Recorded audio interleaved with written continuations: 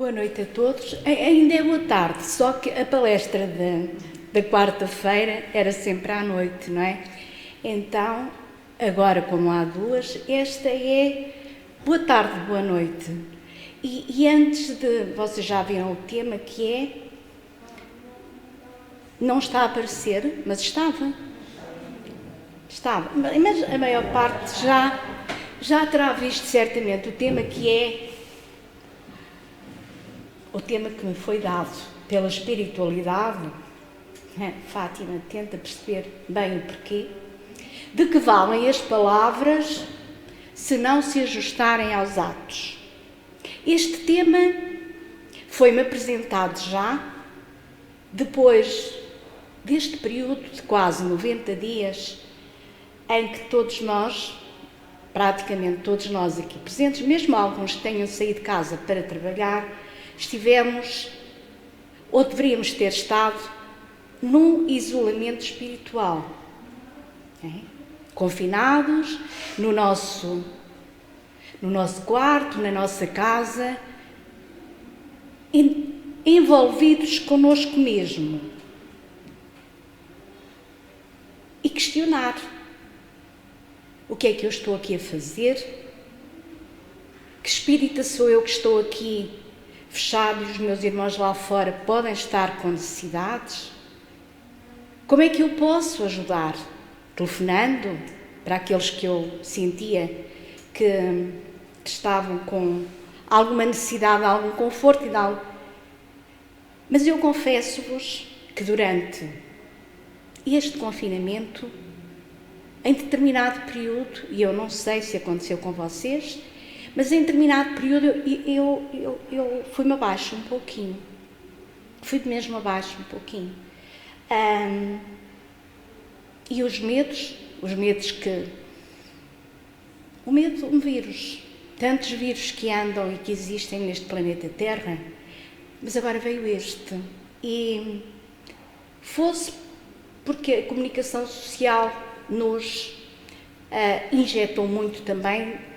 A verdade é que, para quem diz nada vai ser como era antes, outros dizem vai ser, sim senhor, porque se neste momento, e eu questiono-vos antes de entrar na palestra, se agora aparecesse aqui o irmão, o mentor, meu querido mentor, querida espiritualidade, e nos dissesse assim: irmãos amados, o vírus foi embora. Podem tirar essa máscara, mas vão ser as pessoas em que se transformaram. Seres mais dóceis, seres melhores, seres que percebem que todos estamos de máscara. Aqui, a dificuldade de respirar não se vai sentir e todos estamos de máscara porque nós somos todos iguais. Ao longo do tempo vamos tirando algumas máscaras. Agora esta máscara usada aqui, e isto é um pouco uma reflexão de uma conversa que eu tive com a minha irmã aqui na segunda-feira, quando estive de serviço ao bar, que havia aqui um espaço entre uma palestra e outra, e de repente alguém diz: nem dá para conversar, não dá para... está muito, muito morto. E eu fui para casa a pensar: meu Deus, porque quase concordei. Nós não estamos aqui, e muito menos na casa dos espíritos, na casa da nossa alma,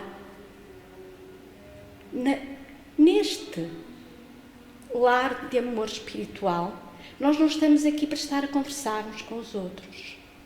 Nós estamos aqui para aprender e para agradecer a bênção que é, praticamente 90 dias depois de termos entrado numa situação de emergência, de calamidade, de pandemia, podermos de novo estar aqui, sem medos, protegidos, amados, em segurança, sentindo toda a envolvência da espiritualidade amiga que nos ama e que está aqui connosco. Mas de que valem estas palavras se elas não se ajustarem aos meus atos? Se eu continuar com medo de sair de casa, de pôr o pé na rua, de entrar no supermercado, de ir fazer peditórios para ajudar nos cabazes. De que vale falar muito bem? De que vale ter o dom da oratória? O que é a palavra? Todos nós que estamos aqui usamos a palavra.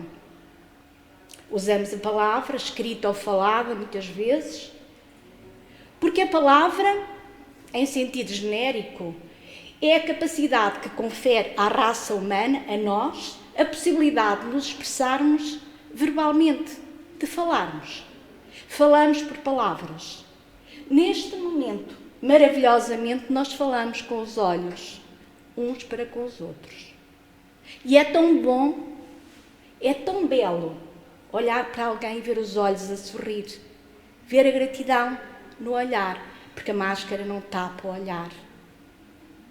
Silenciamos mais, mas falamos mais com os olhos e eles são o espelho da alma. Então, e os atos? O que é um ato? Há uma certa identidade entre o ato, e nós sabemos o que é atuar, fazer, mexer, não é? Entre ato e ação, feita ou por fazer, considerada na sua essência ou no seu resultado. E eu pergunto-vos, e pergunto a mim, porque o tema foi-me dado para eu questionar, de que vale falar bem, copiar umas palavras nos textos, vir aqui, falar bem, se depois, no dia-a-dia, o meu atuar, a minha conduta, nada tem a ver com as palavras bonitas que aqui se falam. Qual o valor das belas e eloquentes palavras, preferidas por um bom orador, se na prática a sua conduta humana não lhes dá expressão? Não é difícil dizer faz o que eu digo que tem que ser feito, mas não olhas, não me sigas naquilo que eu faço. Que ser humano é este ser humano que leva a vida assim? Faz o que eu digo, mas não faças o que eu faço, porque eu posso não fazer nada, mas sei muito bem o que é para fazer. E que aprendiz do Evangelho de Jesus, do Evangelho do cosmos, que é o mesmo, as leis que nos regem. O Evangelho que Jesus veio trazer à Terra é exatamente o mesmo Evangelho que rege todo o cosmos, todo o universo. Que aprendiz do Evangelho usa a palavra e papagaia muito bem, as orientações do alto, mas não trabalha, não sai a semear. Que valor tem? Que credibilidade nos merece? Nós estamos no centro espírita. E o espírita? Sim, e o espírita? Eu, vocês? Como é a sua conduta? Sai a semear? Conta-nos o brilhante escritor maranhense Humberto de Campos, que já todos ouvimos falar, que depois de desencarnado assumiu o pseudónimo de Irmão X. Muitos contos eu li ali à entrada para quem ainda assistia naquela altura às leituras. Através da mediunidade de Chico Xavier, ele conta-nos um conto maravilhoso. E diz que Flávio era um dedicado expositor espírita, expositor palestrante, o qual tinha bastante conhecimento doutrinário e habilidade na oratória, falava bem. Há muito trabalhava num pequeno centro espírita, esclarecendo e consolando aqueles que o escutavam nos trabalhos de difusão da doutrina. No final do trabalho, após a prece, era comum muitas pessoas fazerem perguntas, comentários, e Flávio respondia com muito agrado, com paciência, pois era a oportunidade mais uma oportunidade que ele tinha para poder esclarecer alguma dúvida ou complementar algum raciocínio que não teria ficado bem esclarecido ou explícito. Como o auditório onde ele fazia as palestras era pequeno, Flávio conseguia observar as pessoas enquanto palestrava, olhava e via quem estava. Percebendo as suas reações, os interesses que demonstravam, se estavam minimamente a entender o assunto. Assim sendo, atento, ele notou que havia um cidadão que frequentava regularmente as palestras. Um cidadão que chegava discretamente, sentava-se sempre na mesma cadeira, no fundo do auditório, assistia ao trabalho com muita atenção, não fazia qualquer pergunta e, quando terminava a palestra, ele saía silenciosamente. Isto aconteceu durante muitos e muitos anos. Num determinado dia, Flávio, ao terminar a palestra, reparou que aquele cidadão anónimo que estaria lá sentado ao fundo não tinha comparecido. E isso sucedeu durante várias semanas, sem ele nunca mais ter voltado ao centro. Flávio ficou intrigado e resolveu perguntar a outros frequentadores da casa se eles conheciam aquele homem, indicando os traços, mais ou menos como é que ele era, visto que ninguém sabia o nome desse senhor. A pesquisa foi em vão. Não obteve nenhuma informação que pudesse explicar o sumiço repentino do cidadão anónimo que ele entrava, ouvia e ia embora. Durante algumas semanas, ele ficou com aquela dúvida. Teria Flávio, ele, um orador, feito algum comentário que desagradou ao senhor que lá se sentava e por isso ele deixou de vir ao centro? Sabe-se lá, às vezes, as pessoas melindram-se por coisas que ninguém entende. Mas como ele nada podia fazer, não sabia quem era, acabou esquecendo o cidadão anónimo e seguiu no seu trabalho habitual no centro espírita. Muitos anos se passaram.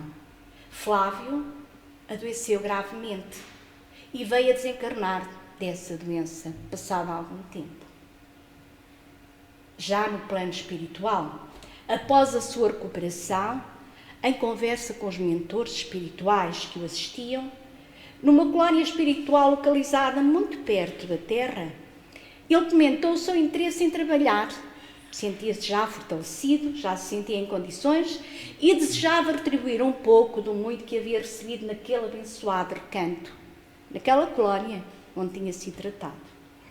Os mentores concordaram com alegria e informaram que dali a alguns dias ele seria apresentado ao coordenador da colónia espiritual, àquele que era responsável pelos trabalhos de esclarecimento e consolo a espíritos inconformados com o seu desencarne, podendo assim, depois da avaliação desse responsável, do coordenador, colaborar como atendente nessas atividades se fosse julgado apto.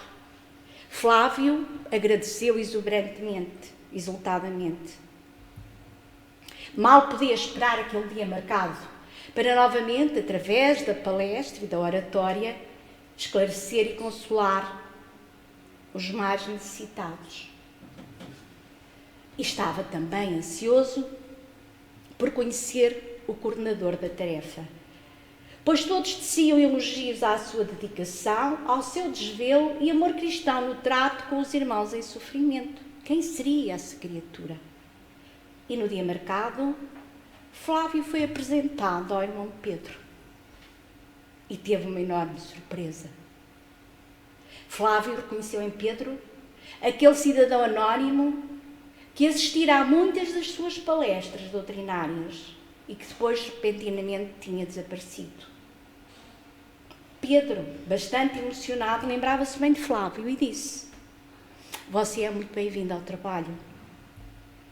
Tenho uma gratidão enorme a você, pois foi graças às suas palestras que eu tive a oportunidade de conhecer a doutrina espírita, a qual me modificou interiormente, possibilitando vencer imperfeições e superar inúmeras dificuldades vivenciadas na minha última encarnação.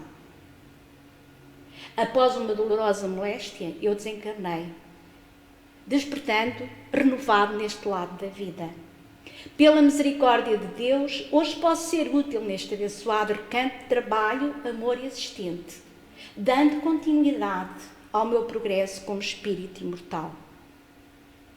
Flávio, muito emocionado, ao escutar aquele sincero e humilde depoimento de Pedro, não encontrou muitas palavras, a não ser agradecer singelamente e colocar-se à disposição para o trabalho.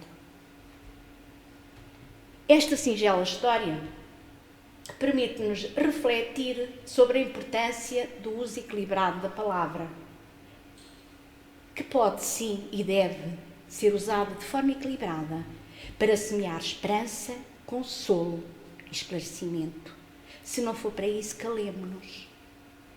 Os espíritos superiores ensinam-nos que a palavra é energia, criando em nós e à nossa volta um campo vibratório que nos irá ligar a outras mentes que estão sintonizadas nessa mesma faixa mental, gerando um intercâmbio psíquico e espiritual capaz de nos influenciar positiva ou negativamente na nossa vida de relação de uns com os outros. Todos nós sabemos e ouvimos no Evangelho que o Mestre Jesus várias vezes nos disse e continua a dizer, porque vamos ouvindo e relembrando o Evangelho de Jesus: vós falais daquilo que tem o vosso coração cheio. Será que é? É. Ou seja, pensamos, falamos e agimos de acordo com os nossos sentimentos. E por mais que muitas vezes tente disfarçar e dizer coisas bonitas, a verdade vem ao cima e lá vem aquilo que ainda o nosso coração tem a transbordar, muitas vezes amarguras, dificuldades, necessidades de queixume. Assim é fundamental a educação dos nossos sentimentos, disciplinando a nossa razão, desenvolvendo uma fé raciocinada e agindo de acordo com a moral e a ética do Cristo sempre. Amar a Deus sobre todas as coisas e ao próximo como a si mesmo. Amar a Deus é estudar e compreender a sua lei, vivendo em harmonia com o universo, com o cosmos, com tudo. Amar ao próximo é respeitar o semelhante, buscando uma interação harmoniosa, equilibrada e fraterna com todos os seres da criação, todos, não só os humanoides, todos. Quando falamos e agimos, exercemos o nosso livre-arbítrio e somos responsáveis pelas consequências geradas por essas palavras e atos. E nós já ouvimos muitas vezes, e há que interiorizar e perceber que através do mecanismo da lei da causa e do efeito, aquilo que projetamos, recebemos de volta. Lembremos também, conforme conta a história, que o exemplo vale mais que 1000 palavras muitas vezes. Pedro seguiu escrupulosamente tudo aquilo que Flávio narrava e falava nas palestras que fazia. Muitas vezes falamos muito e bem, porém não praticamos quase nada daquilo que pensamos estar a ensinar. Outras vezes, muitos companheiros agem em silêncio, vivenciando na prática os ensinamentos espíritos cristãos que aprenderam, sem mostrar qualquer exuberância de conhecimento. Fazem-no com discrição, agem, amam. Assim é a caminhada evolutiva a que todos nós estamos submetidos pelo amor, sabedoria, misericórdia e justiça divina. E a este respeito diz-nos Emmanuel que há um trajeto enorme entre a sede do pensamento e os nossos lábios. Intimamente somos livres para construir através das palavras e dos nossos atos, mas depois que exteriorizamos estas ações, não é necessário gastar nem tempo nem dinheiro em grandes discursos ou até a fixar panfletos doutrinários. Porque se não contiverem a luz própria do testemunho daquele que está a falar e a dizer, apenas significa tempo e dinheiro perdido. O exemplo, o trabalho.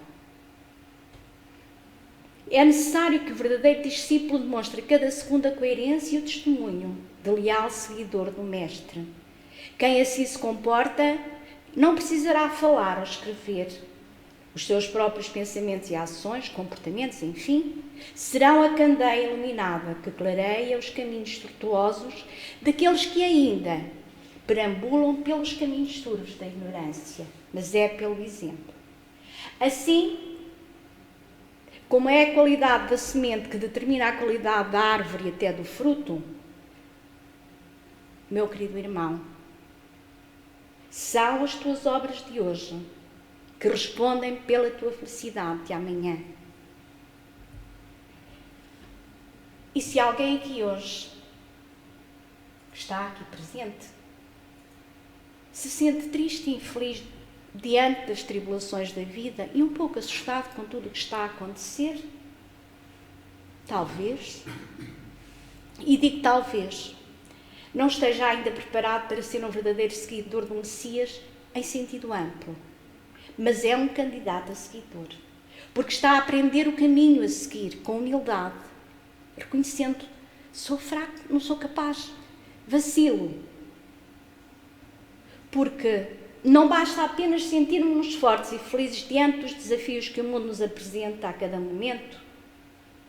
É necessário também ser o sal da terra, isto é, exemplificar, testemunhar a todo instante os ensinamentos do Mestre que o seu coração elegeu para seguir. O Mestre que o nosso coração, que é Jesus, elegeu para seguir. E ainda mais, é necessário também ser a luz do mundo, iluminando todos os que estão à nossa volta através de uma retidão de caráter, nobreza de sentimentos e coerência de atitudes. É preciso amar, pois o amor não prende. O amor não prende ninguém. Ao contrário, o amor fornece as asas para voar. O amor dá raízes para voltar e concede-nos todos os motivos para ficar. E por amor nós estamos aqui. O Mestre Jesus disse e vem dizendo, como já disse e referi, que vós falais aquilo de que tem cheio o vosso coração. Que tem cheio o vosso coração. Será que Jesus referiu aos discípulos e a quem o ouvia algum tipo de dieta em relação aos alimentos que devem entrar pela boca para encher o coração? Será que ele deixou escrito e falou sobre o que é que devemos comer? Não. Jesus não se esqueceu de advertir os discípulos quanto à importância daquilo que sai das suas bocas ao dizer: seja, porém, a tua palavra sim, sim e não, não. O Mestre exaltou a necessidade de coerência entre aquilo que se pensa e aquilo que se fala e se faz. Duas palavras: sim, não. E se assim fosse, sem mais explicações, mas isto, mas porque, quando começam mas, já a coerência ainda não está cimentada. É por isto que não existe fé se não for seguida de uma ação coerente com os ensinamentos de Jesus. Já muitos pensadores disseram que fé sem obras é como luz sem calor. E estão a ver a luz sem calor? O que nos faz falta? Alguma temperaturazinha? Como é que nós ficaríamos mesmo com muita luz e sem calor nenhum? O pensamento gera o raciocínio. O raciocínio gera a ideia e a ideia gera a ação. Fé é sentimento e pensamento. Raciocínio, ideia e ação são as obras. E a fala é o veículo de manifestação do amor que reside dentro de cada um de nós. É a precursora da ação e do gesto. Falamos? O gesto e a ação devem estar em consonância com aquilo que se fala.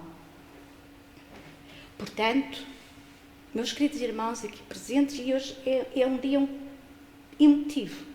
As palestras voltam, assim, para mim, ao vivo, depois de quase 90 dias.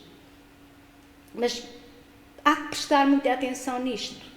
Se é verdade que se conhece a árvore pelos seus frutos, isto é, a árvore boa tem um fruto bom, a árvore má dá um fruto mau, não é menos verdade que também se conhece o homem pelo seu falar, pelo seu agir, pelo seu sentir. E é verdade, a vibração nós sentimos, e pelo seu pensar.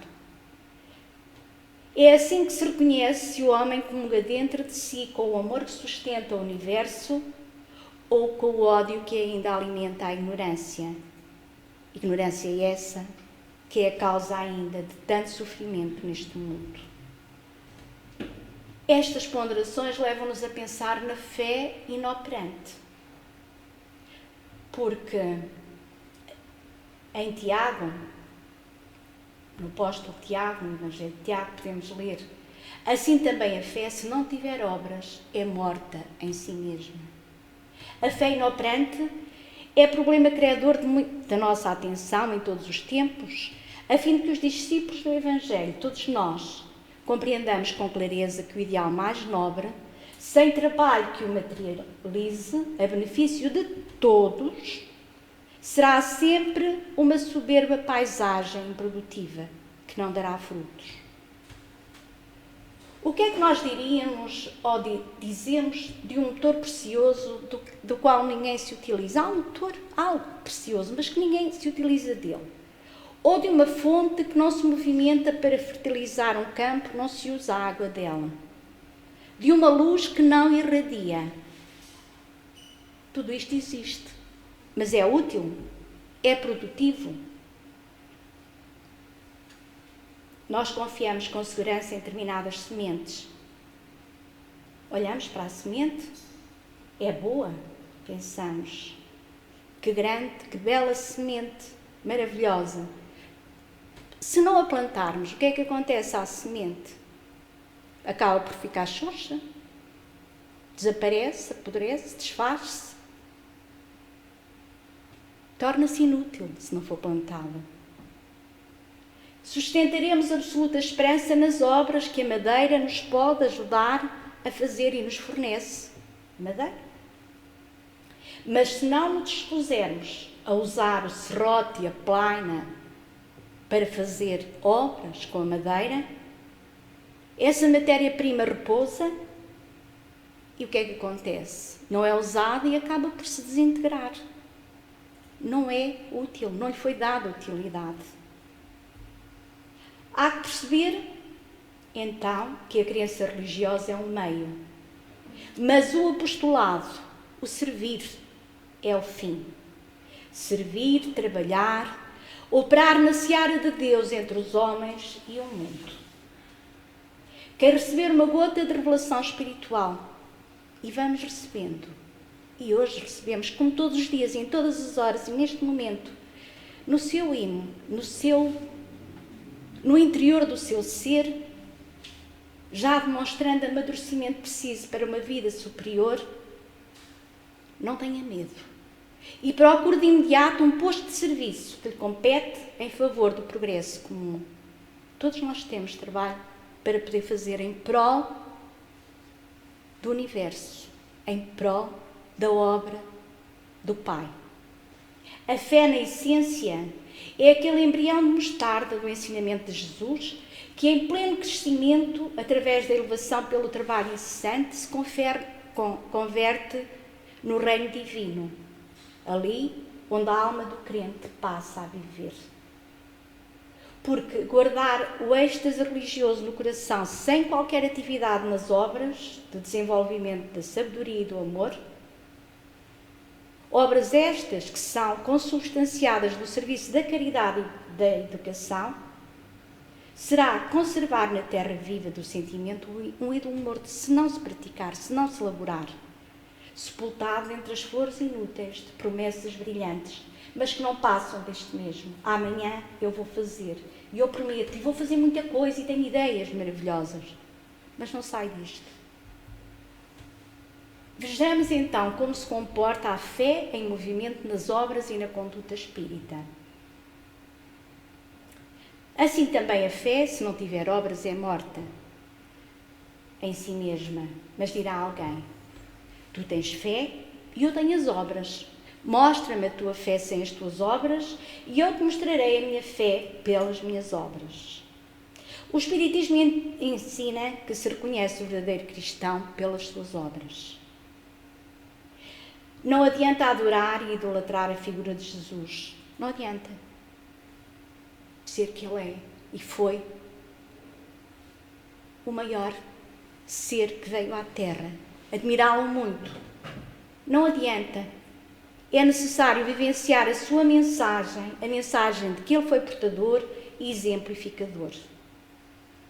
O próprio Nazareno esclareceu e disse: e por que me chamais Senhor, Senhor, e não fazeis o que eu digo? Estas palavras eram dirigidas aos hipócritas e adoradores comodistas. Ele evidenciou a necessidade de vivenciar o Evangelho. Nas palavras de Jesus, ele coloca como regra áurea da conduta universal a lei do amor. A lei do amor é a única. Porque fora do amor nada existe, só há amor. A síntese do Evangelho está toda contida no Sermão da Montanha e nele encontramos toda a pureza de uma verdadeira moral universal. A exortação é sempre em prol da benevolência para com todos, indulgência para as imperfeições do outro e perdão das ofensas. O Sermão da Montanha, que é uma parte maravilhosa no início, logo quando Jesus saiu a pregar, é a alma do Evangelho. Não nos podemos ainda esquecer que numa das suas belíssimas parábolas, com conteúdo extremamente significativo, Jesus colocou o samaritano, considerado herético, mas que praticou o amor ao próximo, acima do ortodoxo, que falta com a caridade. Não considera, portanto, a caridade, Jesus não considerou a caridade apenas como uma das condições para a salvação, mas como a única condição. Se outras condições houvessem para a salvação, Jesus tê-las-ia referenciado nessa altura.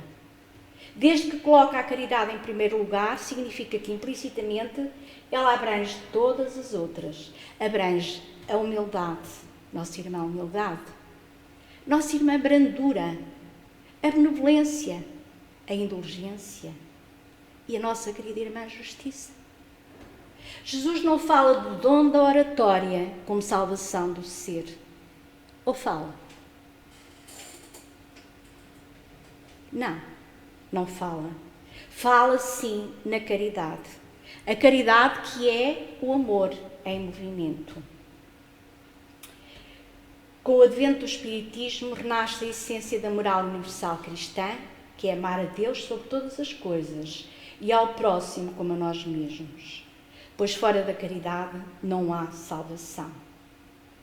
E esta é a verdade que devemos resguardar. Porque cada um de nós que aqui está, encarnado e desencarnado, sabe que é responsável pelas ervas daninhas que deixar crescer ao seu redor.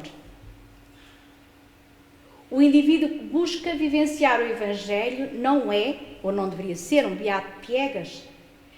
É um homem que luta para conquistar a sua transformação moral e dominar as suas más inclinações. Porque a moral cristã convida-nos a evoluir não por fora, mas por dentro. E convida-nos a que essa evolução seja exteriorizada na nossa conduta do dia a dia. E antes de terminar, sim, mais um bocadinho, eu vou relembrar que em tempos estudámos aqui um livro de Ramatiz, que era a missão do Espiritismo. E Ramatiz analisava naquela altura, e nesse livro, os movimentos evolutivos da Terra, desde a Lemúria Atlântida até aos nossos dias, e demonstrou que o Espiritismo constitui o socorro de última hora que Deus envia à humanidade.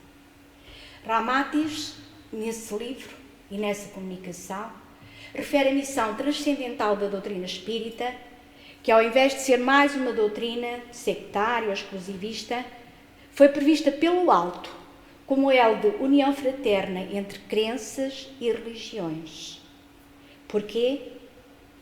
Porque o Espiritismo é uma síntese acessível ao homem contemporâneo das grandes verdades que antes eram ocultas e só eram permitidas ser conhecidas dos iniciáticos de determinadas escolas, que era preciso estudar muito e nem todos tinham possibilidade de entrar no mundo oculto. Neste momento há a necessidade, a iniciação de qualquer discípulo é uma iniciação feita à luz do dia. O que é que quer dizer iniciação à luz do dia? Nós somos iniciados à luz do dia. Como?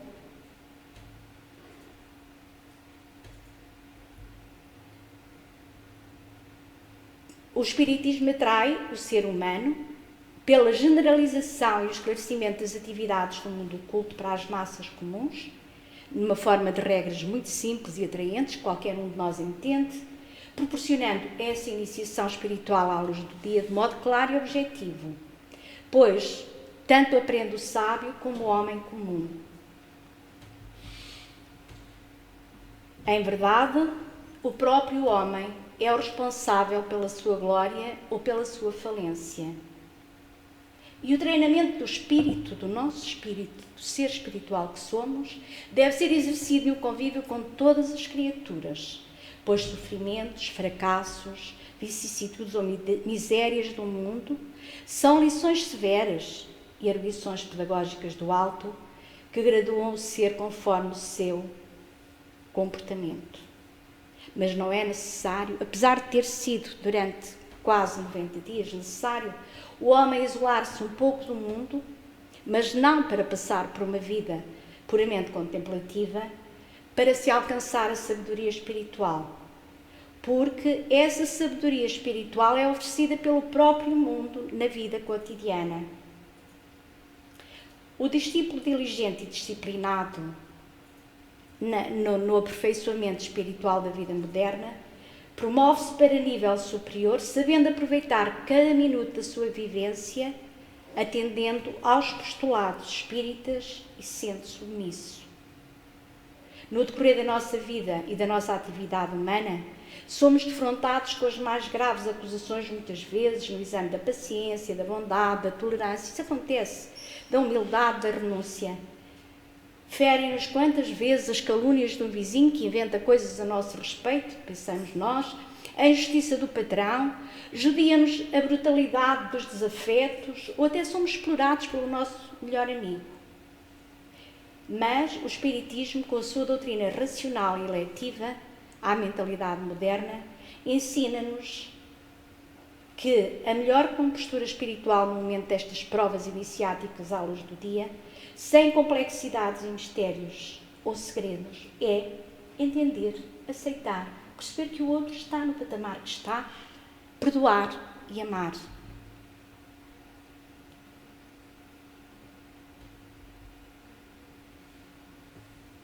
E assim, falando de atos, meus queridos irmãos, muito amados pela espiritualidade e por todos aqui presentes,